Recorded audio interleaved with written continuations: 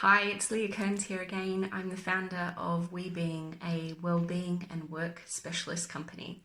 And I'm jumping on today to share a little bit with you about working from home when it comes to work-life balance. And so this is actually a really loaded subject. So I'm going to try to approach it with a little bit of understanding the different spaces that can actually develop into. So really when it comes to work-life balance, definitely we've seen a big trend of people not only talking about work-life balance, but going after what could be the unattainable. When it comes to work-life balance and working from home, especially, or working remotely, one of the big things really is about understanding what your motivation is when it comes to looking for work-life balance. And a lot of the times it's actually about finding the space where you're not feeling guilty about working, or you're feeling as though you still have capacity to be able to spend time with your family and be present with them, and to show up in the way that you'd like to when it comes to spending time with them. So one of the key things that I think when you're looking at work-life balance is really about understanding what your capacity is. Now, capacity comes down to your state of vitality. It comes down to your state of well-being and how much you actually have available in the tank to give to these different areas of your life. So whether you're working from home by yourself, or whether you actually have a family as well, there's always different responsibilities that you have to take on in those circumstances. So ensuring that you have capacity to is actually the way to maintain your well-being when it comes to working from home. So there's different ways that you can look at that. The first way really is to measure your capacity. So taking a look at how you feel when you're doing certain tasks, or how you actually are responding to what's actually being done on a day-to-day basis. So when you get a lot done, what is it that you feel like is motivating you in that way? And do you have even more than to give after that? Because that means that you have additional capacity. If you're getting to the end of the day and you're feeling quite drained, which definitely isn't uncommon when we're faced with uncertainty and we're faced with challenges of having to transition and work in a different way, or being confronted with perhaps other people being around if you're used to working by yourself all day long at home, and then all of a sudden you've got the rest of your family at home with you, or maybe it's just even that you've got additional burden and worry of what's actually happening in the world at the moment, weighing on you and contributing to just this sense of unease and uncertainty. So all of these things actually affect your capacity.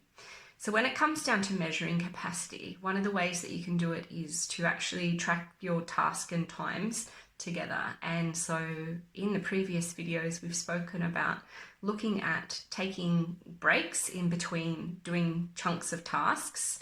So setting a timer for between 45 and 90-minute blocks, and just sitting down and getting that work done, and then getting up and moving, or going to spend some time in nature in your back garden, or having a conversation with one of your nearest and dearest, or giving somebody a call and having a check-in with them to seeing how they're getting on today. So that's part of the way then that in between those tasks, you're actually measuring your capacity. So if you do, say, 3 blocks in a day, and you feel like that you've completed what you set out to complete for that day, then you're well within that capacity. And by reaching that capacity then, in terms of how much that you set aside in terms of time and energy when it comes to the work that you're doing, that can actually restore you and vitalize you. Because you think about the times where you've made a big long to-do list and you haven't actually gotten to even one task ticked off the list. You walk away feeling slightly defeated, slightly guilty, slightly, you have these feelings come up, then that's actually all depleting on your energetic state. And therefore affecting your vitality and your motivation and your well-being. So really keeping it into this space of being able to have these small wins and take these small wins. And therefore, even just completing a block of time is actually a win, because every block of time you complete is progress, is is a further state of restoring your vitality.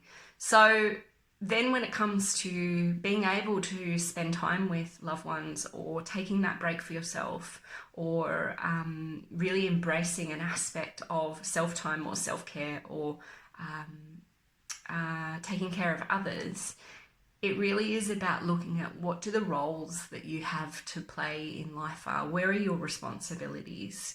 And so taking an understanding that in these uncertain times, people around us will, as well as ourselves, it's important to take that extra time to spend in reassurance, to spend in understanding what's going on with yourself, understanding what's going on with others, invoking the soft skills of empathy, and being in communication with those around you that may at this time need your support because they are perhaps uncertain themselves. So really spend that time with yourself, getting clear on that stuff for you, and then you can start to support others as well and help them through these changes and these uncertain times. So I hope that helps for today, just in terms of starting to begin to understand about working inside your capacity, understanding what those things that you're starting to feel are, and how you can actually work and manage that in terms of vitalizing and creating further well-being for yourself when it comes to working at home or working remotely. I'm Leah Kearns, and once again, it's great to chat with you. And if you've got any questions about this, please just let me know. Thanks.